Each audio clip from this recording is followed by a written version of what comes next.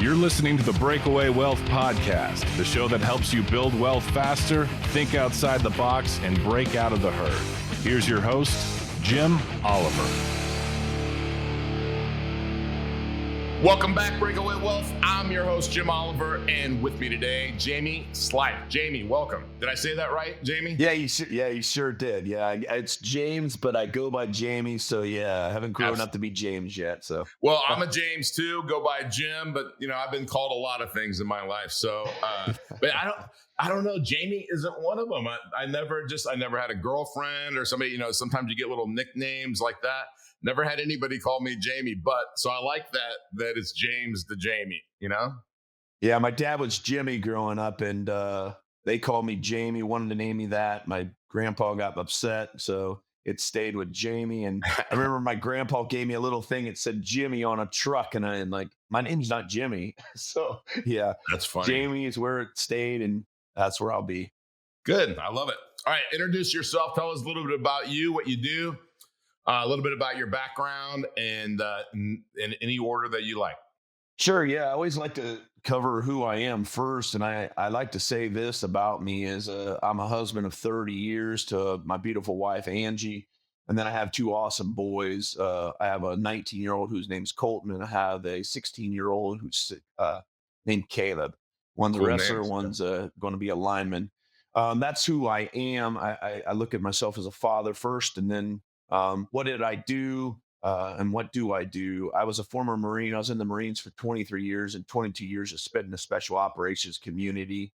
People would ask, like, well, I thought Marines don't have special operations. Well, they do. They have the Marine Raiders. But then before the SOCOM happened, they had, before the Marine Raiders, they had Force Recon and those kind of things. So I spent 22 years in those communities all the way up. And I've gone to some of those more challenging schools. I'm a Ranger School graduate. I'm Marine Scout Sniper, went to the Black Belt Instructor Trainer, Halo, Skydiver, Military Skydiver, Scuba Diver.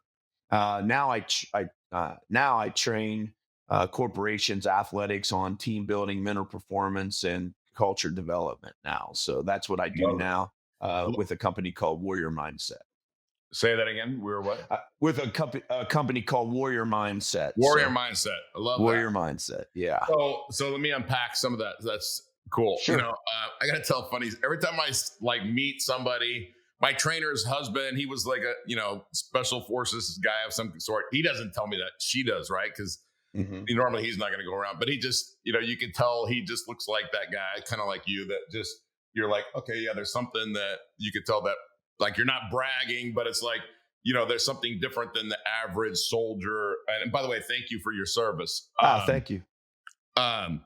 But so I used to coach wrestling in Colorado, and I had one of the dads. He was an ex-pitcher, so he's like the 6'6", good-looking lefty dude.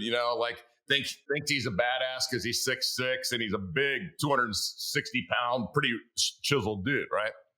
And we're in the wrestling, and he and I had a wrestling match ongoing. I think he's ahead by 2 points, but this is 25 years ago or whatever it is. Yeah. And he's so hard to get like his leg, but anyway, so we're in this wrestling practice, kind of the extra practice with Athletes in Action, which is a cool group. That's a Christian-based group. And these kids just go at it on Friday night, right? There's this guy that walks in, and he's pretty quiet. And his kid is great. I mean, but he's a littler guy, right? He's not that big, but there's something, and I was in the military, blah, blah, blah. That's it. And it's like, and he's got some tattoos and stuff. And I said, well, like, what did you do in the military? And like, he didn't want to tell me. And then we just kind of got to know each other because you're sitting there, like coaching with somebody and you're waiting. Anyway, finally, it was like special forces thing or something, but he still wouldn't even talk about like really what he did. So the guy, the big 6'6" guy, go, hey, I'll give you $1,000. You take him on the mat. I just want to see him move. Right? This guy's like, I would take him. Look up. And I was like, no, that guy's going to hurt you. Like, he's going to hurt you. Right. And it never happened, but I really, really wanted it to happen because I'm really into humility and being humble.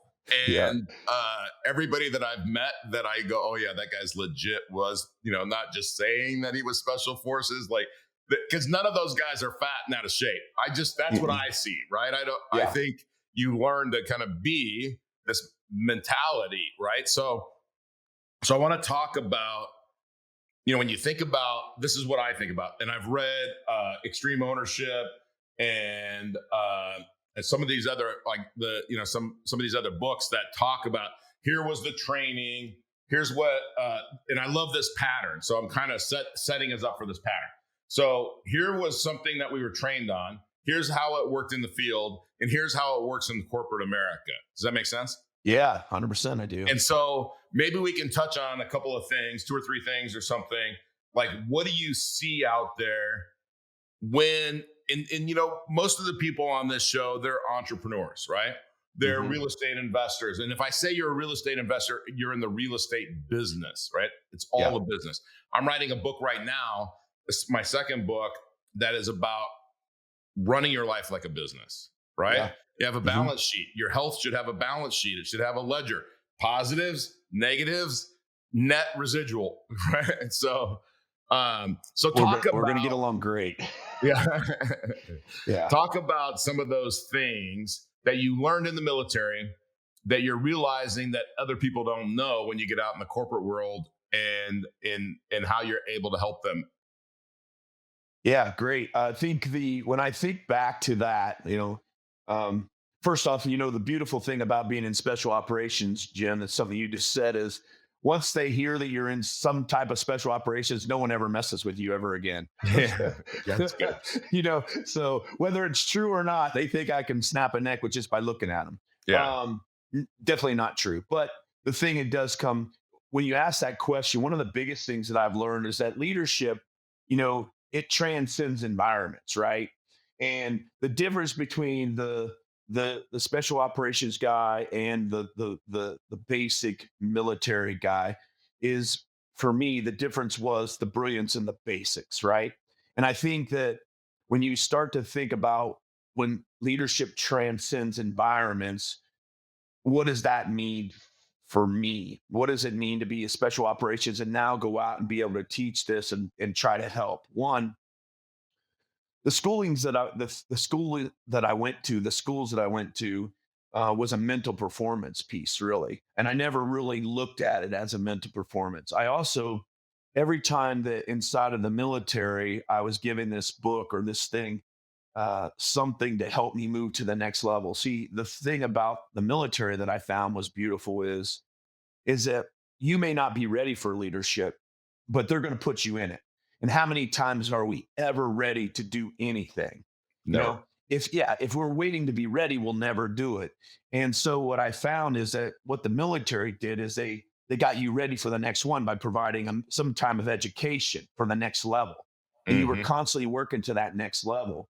Yeah. And when I got out, I left, and I'm like, here I am left here with, all these schools and these combat deployments, and, what does it do? And then all of a sudden I realize that society's looking for leadership. Society's looking for relationships. Society's looking for challenges. And what's happening is we're not doing it. And we think that managing is leading, and it's not. And that's something that I learned while I was in, is that the greatest thing that I ever learned was build relationships. I have a saying in my head is, be careful whose toes you step on today, for they may be linked to the ones you have to kiss or, pamper tomorrow. Yeah. And so inside of the military, I learned this, is that one of the greatest things that I ever learned is that we don't rise to the occasion. We fall back on the habits that we created right before that moment, right? And our habits are what define us, right? And adversity reveals character. And that who you are in that adverse situation is who you really are, because that's at your core piece. Yeah. And in the military, they would try to take this combat environment and they would put it into training, right? So they would I didn't go to combat for 10 years while I was in, right? Until I was in for over 10 years. And we did all this training. We prepared for combat, even though combat wasn't there. And the reason why is because we don't rise to the occasion. We fall back on the habits we created. So we try to make that controlled environment seem as uncontrolled as possible. So when we go out to the civilian, when we go out to the big world outside of the Marine Corps, I'm standing here left like, what do I do? And then all of a sudden, a guy comes up to me and says, "Hey," and I walk into, I walked into just to get my truck serviced, and I see inefficiencies with communication and this and peace. And one of my greatest friends became one of my service providers based off the communication that I helped. And next thing I know, I'm helping out at this corporation, this dealership, because just of my honesty and my ability to communicate with others. So I think that was my biggest thing, is understanding the brilliance of the basics. We don't rise the occasion, we fall back on the habits, and that we have to create some kind of leadership structure because people aren't ready to lead. And we have to provide them some lessons to what we expect for expectations, right? Yeah. You know what? I love what you said. There's something I learned when I was like 20 years old, is when I was lifting weights, was like specific adaptations to impose demands. So it's the SAID principle, right? I don't know where it came from. I don't even know if it's a real thing. It's just somebody said that to me. And so what that means to me is, I had somebody last week, actually one of the editors helping me with my book, right? Content editor. And he said, "Well, Jim, like, take me. Like, I don't know where to start. Like, I don't know how to like get going. Like, what's my first action?" Right. And so what you said is, there's a lot of things. You gained confidence through preparation, right? And I think that as human beings, we should always be increasing our confidence, because it's a skill set. It's not just something we're born with. That's called arrogance, right? That's right. Like, but confidence is built, like you said, on the basics. I've been on this kick and I'm anti-habit now. I think it's not a habit. It's a decision. You make the decision and then it happens, right? It's like, I don't believe there's 21 days to form a habit and all that kind of crap. Because if you decide you want to get in shape, or you want to lose weight, or you want to do whatever, you make a decision. If you don't make that decision, you think it's just going to happen magically over 21 days or 90 days to personal power, whatever it is. No, you got to make that decision. You got to commit now. Okay. It's kind of like accepting Christ. It's not like, hey, this will just happen over time. It'll be cool. Like, it's like now, right? Are you in? Right. So can I say something to that? Can I say something to that, Jim? Because I 100% agree with you. You know what, though? You know what I found is, people don't make that decision. And you know why they don't? Because they still associate joy to what they're currently doing, right? Yeah. And until you associate pain or discomfort to what you're currently doing, you won't make the decision to make the change to accept Christ, to stop drinking coffee, to stop smoking cigarettes, whatever the case is that you're trying to get rid of, to lift weights for longer health, until you have that scare with it that says, I got to do it.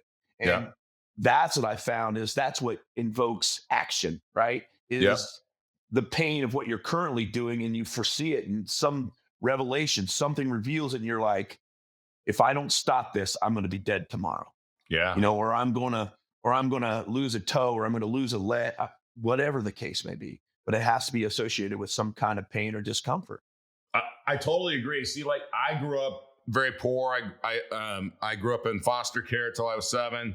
Like, I wanted to be successful. I wanted to have money. I didn't realize money wasn't wealth back then, right? But I was obsessed with money because we didn't have any, and I was homeless at one point in time, and so, like, it was like this pain of feeling lesser than everybody else drove me to have more than everybody else, right? Not everybody, but a lot of people. So like, that pain drove me, right? I had a friend, he went into to the doctor to get some kind of just normal heart thing. All of a sudden, a week later, he's having a quadruple bypass at 52 years old, in shape, like whatever, right? Bad genetics. Okay, you got bad genetics. Now what are you going to do about it? Right? That's right. And so that means you got to be medieval. Like, you got to be like, nothing that's carcinogenic, no red meat for you, whatever. Right. And what I find is, like, people need that coach. I mean, we were just talking about trainers before we started recording. Yeah. I mean, I wouldn't have had abs January 1, like my goal, if I didn't have a trainer, because she would say to me, hey, you're getting there. like, what's your, like, let's go over your metrics again on like, what would you eat yesterday? It's just a conversation. It's a check-in. It's holding me accountable. Right. And then all of a sudden I didn't want to because of that reinforcement. So talk about like, this is the way that I describe hiring the best coach. And we coach people on the infinite banking concept, which is buy a big insurance contract, use the insurance company's money while your money grows, and you go buy cash flowing assets, right? Going from the left side of the ledger to the right side of the ledger, that's where people need coaching. Now we can coach them on how to do the infinite banking system. We can't coach them on what to go buy. And we can't coach them on what are your fears that you can't get over to go get that. Or what are your fears of taking your business from $1 million of revenue to $100 million of revenue, right? So I always say, like, if you and I were going to go climb Mount Everest tomorrow, and I'd make sure that we had the best equipment, right? We're going to have the best goggles, we're going to have the best jackets, the boots, everything else. But you know, the one thing that I'm going to get the best in the world is the best Sherpa, because I want the guy that's been up and down that mountain safely over and over and over again. So talk about like the things that, because there's not very many people out there that have 30 years experience in the military and everything that you learned and were taught and trained on. And then obviously not just in the military, but at an elite level. So there's things out there that you were taught. And like you said, people think that it's, hey, I could, snap your neck in, with my eyes or something. But there are things that you were taught kind of like that are like high level shit that people don't know, just walking around every day, going to school and, hey, I went to an Ivy League school and here's what I learned. So talk about like how you take that elite training to help somebody get to the next level. Yeah, it's great. When I think about those things, you hit a little bit on fear. I think the fear is what drives us all, right? But it's also fears of paralysis, and you could Google fear. I don't want to act like I've made up the acronym, but forget everything and run, or face everything and rise. Yeah, and I think you can look up fear on Google, and you can see the acronym: forget everything and run, or face everything and rise. And fear is actually the motivator. For me, mine is the fear of regret. So what drove me to do, because I was a troubled youth, and so when I got in the military, and I finally got an option to get in the military, because I was very lucky to get in, and I wasn't going to have regret. So the fear drove me, the fear of having regret drove me to push to the next one every single time. Once I got in there though, and I find my first team leader, and I'll never forget, like, my first team leader coming up to me, and just the way it was, muscle ups weren't a thing back then. And he jumps on this pull-up bar and starts doing muscle ups. And he does 20 muscle ups right in front of me. 20 muscle ups is impressive now, let alone back in 1995, right? Yeah. And he gets on and then he takes me out, and I went from being an elite performer inside of this battalion, in regular Marine Corps, to now being in this unit called Force Recon, that this team leader's jumping on and I'm humbled because he ran me in the dirt. And what I started to learn, he started to teach me, was the mentorship of not just being a man, but being a special operations also. But really, what was it? It was much deeper than that. For me, it was much deeper.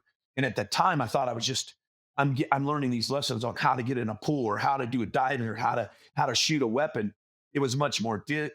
It was much deeper than that.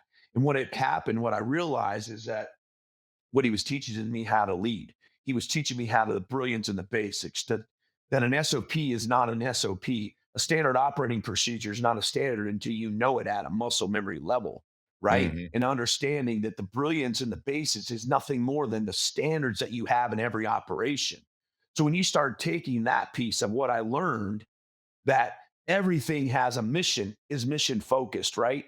Yeah. And the way you accomplish the mission is through the core values and the goals that you set. The core values define these standards. And what is a standard? Difference between the standard and the goal. The goal is performance-based, and the standard is behavioral-based. You don't meet a standard, there's a consequence. It's a line in the sand. And I think for me, I realized that in the military, and they were very strict upon it. And I would see people get out, I'm leaving because I can't put up with this. And I used to think, man, well, what's the difference between now and when you get out there? The only difference is you can quit out there. You can't quit in here, Yeah. right? You have to keep performing. And then when Love you that. get to the special operations, you're surrounded with other performers. Yeah. So for me, what I realize is to take that and put it into the big world is your mission statement / vision, right? Your mission has to be clear to people. And then you have to have a set of core values that people believe in. And those core values have to be defined by standards. And they have to be clearly, like, you can't just say, be tough. Well, what does tough look like? So define what tough is and then put a standard to it. And when you don't meet that standard, well, he's a top performer. Well, Jim's a top performer, so I'm not going to hold him accountable because John over here didn't do it, or Mandy's not able to do it. Yeah. Whatever the case may be, we still have to hold Jim accountable. We have to hold John and Mandy to the same standard as well. And I think that once we realize like that, and then also there's also, I learned one time when I was in the military, it was by a guy named Von Schnell, and said this is that human beings are not robots, but soldiers are not robots, but they're human beings that must be led into war, and each one will react differently. Furthermore, each one will react differently at different times. And Yeah. what that's saying is that we all have to respond differently to each person. Get to know who Jim is, get to know who Mandy is, get to know who John is, even though the standard was, okay, there's still going to be a consequence, but let's talk about this. And we maintain the standards because we're all ultimately looking for mission success inside of whatever business organization that we're in. I love what you said. Let's go back a little bit from the beginning. Yeah.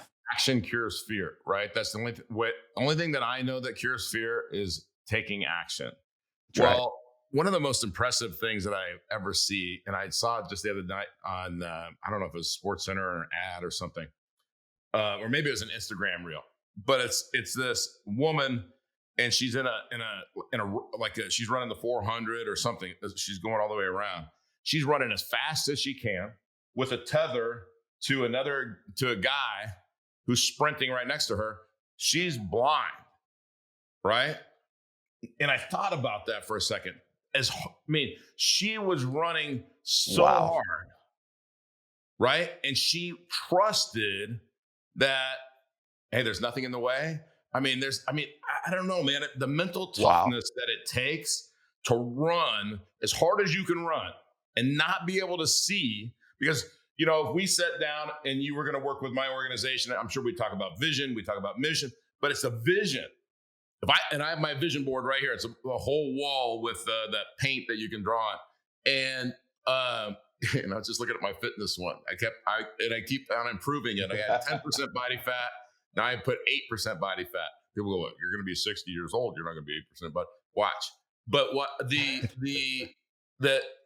I redo this stuff all the time, but like that vision, and that trust. And so that's the thing is when you have certain training and you're trying to share that with people, it's almost like that tether with that blind runner. You know what I mean? Does that make sense?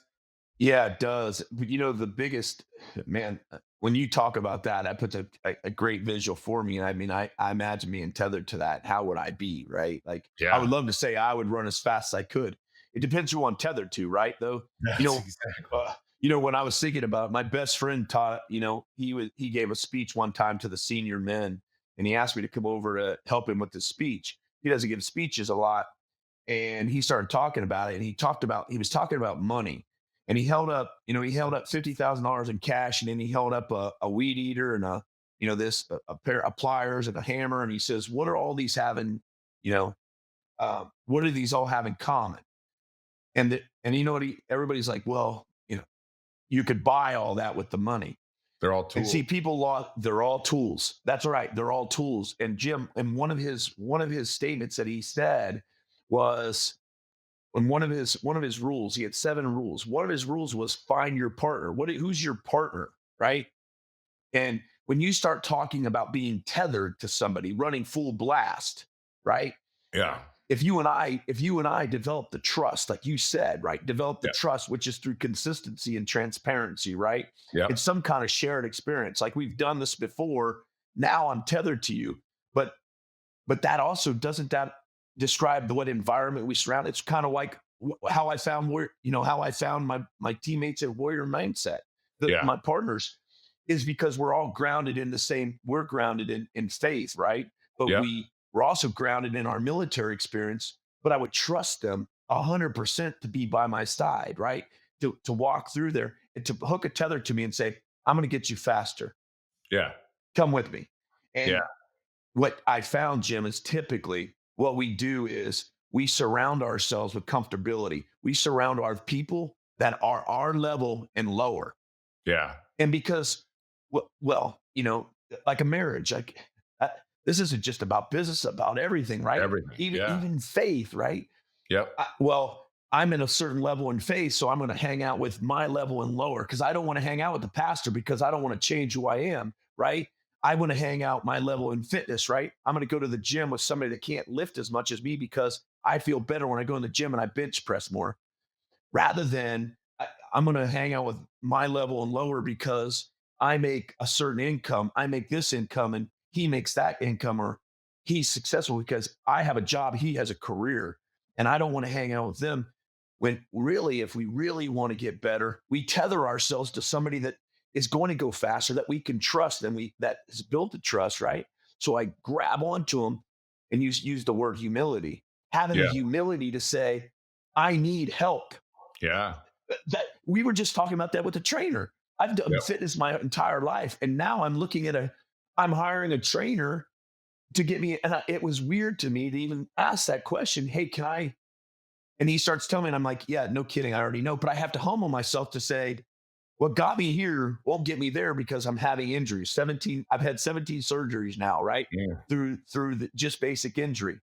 So what I thought I knew about bench pressing may not be what he does. And it's not. So I think we have to tether ourselves to your point, right?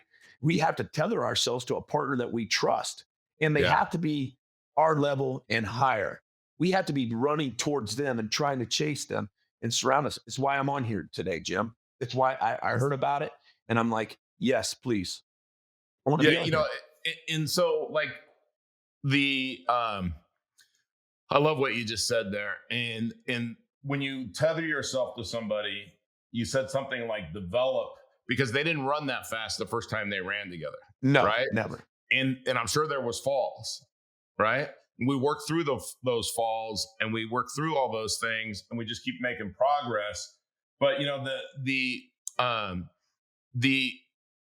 really the cool thing about mentorship coaching is everybody has a coach.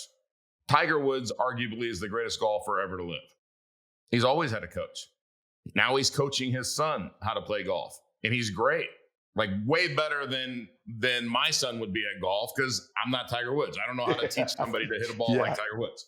So but Tiger Woods gets coaching from the best coaches in the world, right? And so we always ask a question, because this is where I think people get hung up, is we say, okay, you and I are going to go play Augusta tomorrow, which I wish we were, man. And I'm going to give you the choice of one of two things. Either Tiger Woods' clubs, which we assume are the best in the world that money could buy, right? And you can't even buy them because they're that good. Or I'll give you his swing. Which one do you want? I want the swing. But you said something about the tool, right? Because it's the tool. So I'm gonna go to faith for a minute.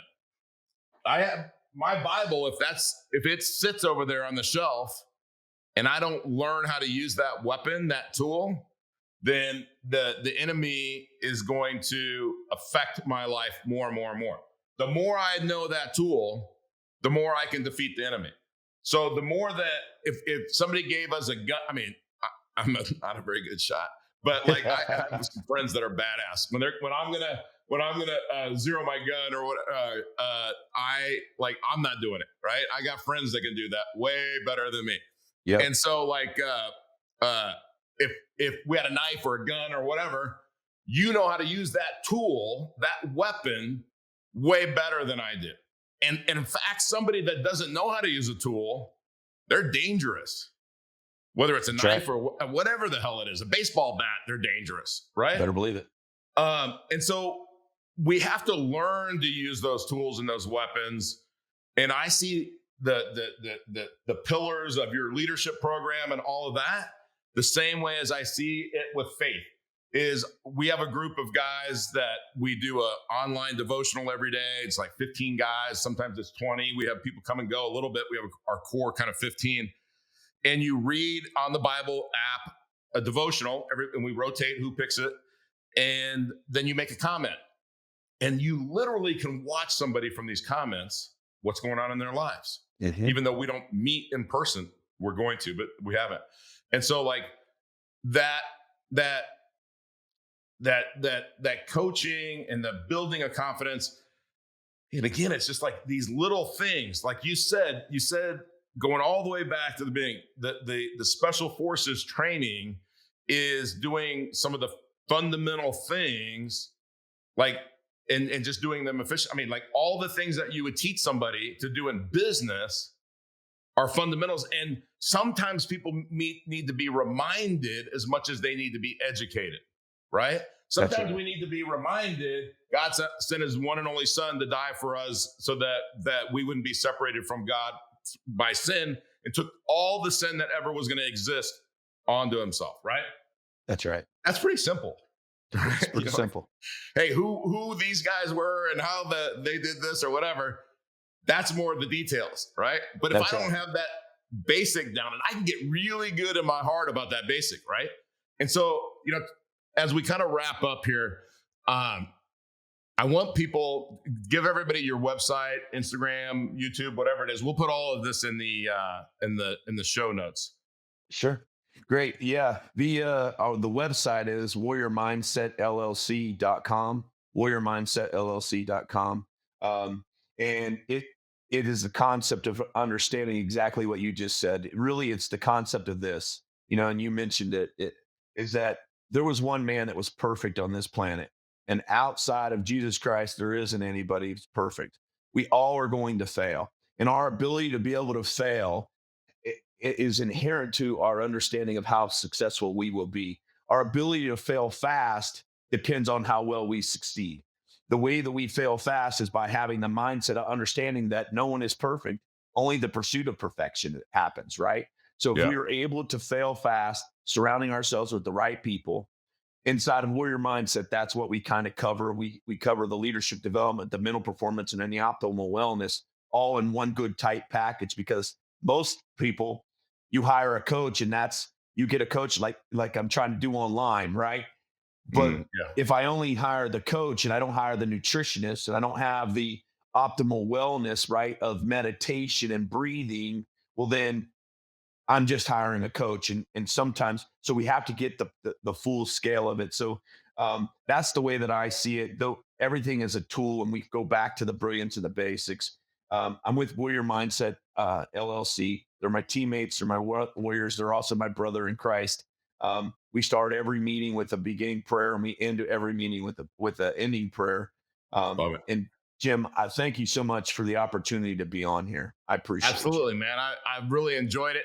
I really want to talk to you and the audience. We're going to get Jamey to do maybe like a workshop for our community or something for an hour, and you can hear him talk for an hour. I'll shut up, I promise. And I want to hear the things, because I know there's some things that I don't know that you were trained on. And I hated school, but I love to learn, man. So like, same. And I love to learn from people that know what they're talking about, not just, hey, I read it in the book, now I'm going to teach you it. And so, all right. So I got two questions for you as we wrap up. Okay. One, what's the best advice you've ever received, Jamey? Be careful whose toes you step on today, for they may be linked to the ones you tomorrow. Build as many relationships as you can. Don't be afraid to go up to that person. You never know what they're needing. You never know what you can get from them as well. Selfishly, we all are gaining something from a person, whether it's empathy, whether it's sympathy, whether it's just a helping hand. So I said, build as many relationships as you can in your life, because at the end of the day, we're only on here for, we're only going to be remembered for a couple generations. what legacy you leave behind is key in everything. You know, what's funny about that, Jamey, is one of the things that has made a huge difference in my life is reading. And I didn't read when I was in school. And there was a janitor at the Gold's Gym, and I took him to lunch one day. And I just kind of wanted, and this guy, he was trying to do this restitution. He got into a bar fight, had to pay this person that he hurt. And so he was cleaning our gym at night to make extra money. He had like 3 or 4 kids.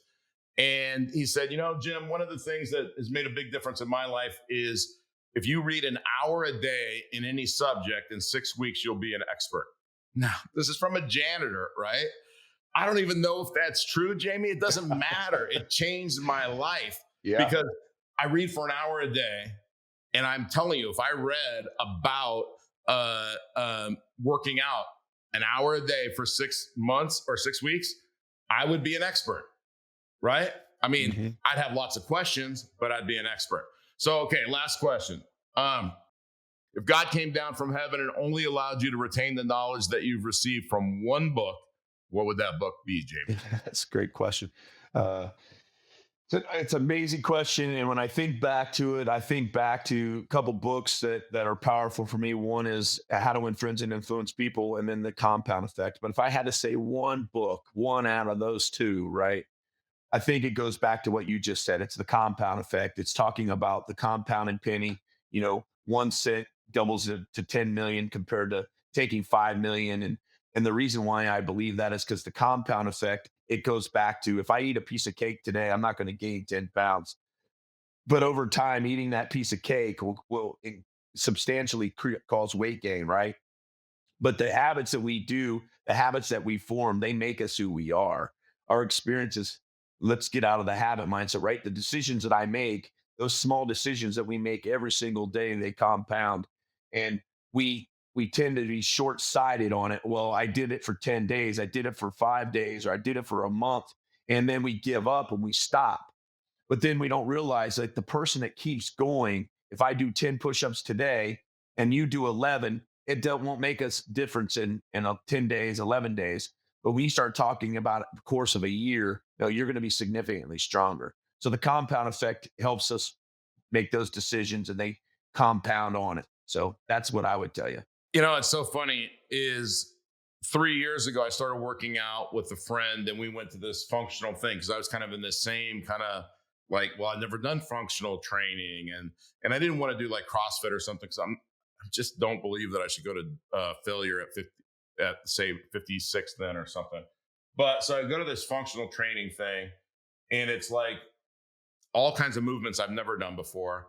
And I'm like, this is kind of crazy, right? So we all in here, people live in seasons. I live here full time, but people come down in October, they leave in April. So we got 6 months, we work out together 3 or 4 days a week, and we're seeing these results, right? He goes away, comes back in October. He didn't work out up there when he went back up north. Yeah. And he said he was doing it on his own in his basement, blah, blah, blah, blah, blah. I made huge progress in that next 6 months. He didn't. He got frustrated, quit, right? Not going to the gym. That's right. And like I saw him the other day, and he said, man, like, what are you taking? I said, dude, I'm not taking. I never quit. I never stopped. I've been getting stronger, bigger. Like, what am I taking? 200 grams of protein a day, some creatine. I can give you my supplements. I have a whole cabinet of them, and like every day, morning, midday, and night. So like, you want to know what I'm taking? That's what I'm taking. Yeah. And he's like, well, it seems like you just keep getting bigger. And I'm like, yeah. So what am I supposed to do? Die because I'm 59 years old? Just shrivel up and get fat? I don't want to do that, right? And so I love the advice. I love the book, because my point is that sometimes if I say, okay, I'm 250 pounds and I want to be 200 pounds, I need to lose 50 pounds. It's almost demotivating because it seems like that journey so far.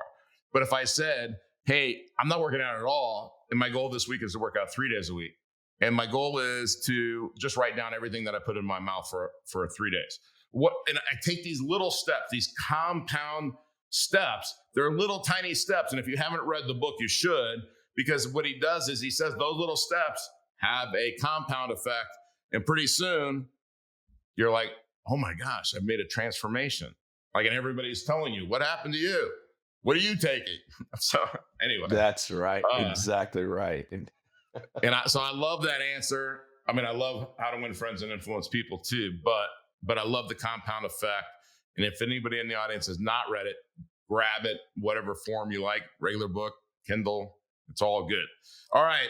Thank you so much, Jamey, for being on. We're going to put in all of your contact stuff in the show notes. We're going to have Jamey back and do a workshop for the Create Tailwind community sometime, because I want to get in a little bit more in depth of, give me one or two things that people didn't know that they should know, that you learned in your training and all that. So, Jamey, we're going to wrap this up. Like I said, thank you so much. We're going to wrap this up like we always do with the incredible words of Earl Nightingale and the strangest secret, which is whatever you think, you will become. Here's the key to success and the key to failure. We become what we think about. Now let me say that again. We become what we think about. Thanks for listening to the Breakaway Wealth Podcast. Be sure to subscribe to this show wherever you're listening so you never miss an episode. If you want to start increasing your wealth building ability right now, go to community.createtailwind.com to join our free online community and get access to free, in-depth training designed to help you build real, lasting wealth. See you next week.